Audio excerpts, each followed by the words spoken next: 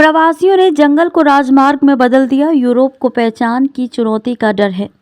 अप्रवासी विरोधी टिप्पणियों के लिए अपने गृह सचिव सुएला ब्रेवरमैन को बर्खास्त करने के 1.5 महीने बाद ब्रिटिश प्रधानमंत्री ऋषि सुनक अब इटली के प्रधानमंत्री जॉर्जिया मेलोनी के साथ साझेदारी कर रहे हैं ताकि एक रोड मैप तैयार किया जा सके जिससे कि आगे बढ़ते ज्वार को कुंद किया जा सके। यूरोप में प्रवासी सुनक ने कहा है कि प्रवासियों का बेरोक-टोक प्रवाह यूरोप के कुछ हिस्सों को तबाह कर देगा।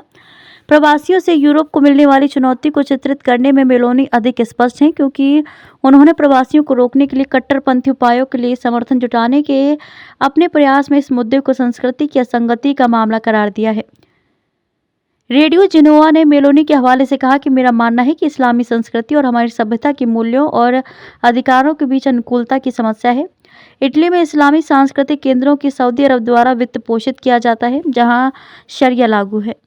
यूरोप में हमारी सभ्यता के मूल्यों से बहुत दूर इस्लामीकरण की प्रक्रिया चल रही है। सनक और मेलोनी के हिस्सों पर तात्कालिकता फिलिस्तीन समर्थक विरोध की लहरों की पृष्ठभूमि में देखी जाती है जो 7 अक्टूबर के हमलों के बाद गाजा पर इजरायली बमबारी के मद्देनजर हाल के हफ्तों में यूरोपीय राजधानियों में फैल गई थी। हमास सुनक ने मेलोनी की राजनीतिक पार्टी के एक कार्यक्रम में हिस्सा लिया जो इटली में इस्लामी प्रवासियों के खिलाफ कड़े विचार रखने के लिए जानी जाती है। यूएस न्यूज ने शनिवार को सुनक के हवाले से कहा कि वह शरण प्रणाली में वैश्विक सुधारों पर जोर देंगे और चेतावनी दी कि शरणार्थियों की बढ़ती संख्या का खतरा यूरोप के कुछ हिस्सों पर हावी हो सकता है। समाचार पोर्टल ने कहा कि सुनक ने शरणार्थियों को रवांडा में रहने के लिए भेजने का मामला बनाते हुए वैश्विक शरण प्रणाली की निंदा की। पोर्टल ने यह भी कहा कि सुनक ने चेतावनी दी कि कुछ दुश्मन हमारे समाज को अस्थिर करने की कोशिश करने के लिए जानबूझकर लोगों को हमारे तटों पर ला रहे हैं। सुनक और मेलोनी ट्यूनीशिया में फंसे प्रवासियों को उनके घरों में वापस भेजने के लिए संयुक्त रूप से बिल का भुगतान करने पर सहमत हुए। वहीं एक रिपोर्ट में कहा कि यूके में अधिकृत आप्रवासन ने 2022 में लगभग 7,50,000 के साथ एक रिकॉर्ड बनाया। कनाडाई टेलीविजन चैनल ने एसोसिएटेड प्रेस की एक रिपोर्ट के हवाले से कहा कि इस साल यूरोप पहुंचने के लिए छोटी नावों पर भूमध्य सागर या अटलांटिक पार करने वाले प्रवासियों की संख्या में वृद्धि हुई है।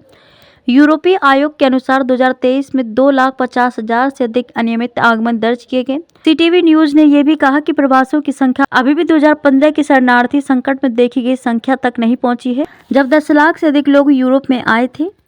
2015 में सीरिया, इराक और अन्य जगहों पर चल रहे गृह युद्ध के कारण प्रवासियों की लहर यूरोप की ओर बढ़ गई थी। कनाडाई टेलीविजन ने एपी रिपोर्ट का भी हवाला दिया जिसमें कहा गया था कि दिसंबर के मध्य तक 5,06,000 से अधिक प्रवासियों ने कोलंबिया और पनामा के बीच डैरियन जंगल को पार किया था।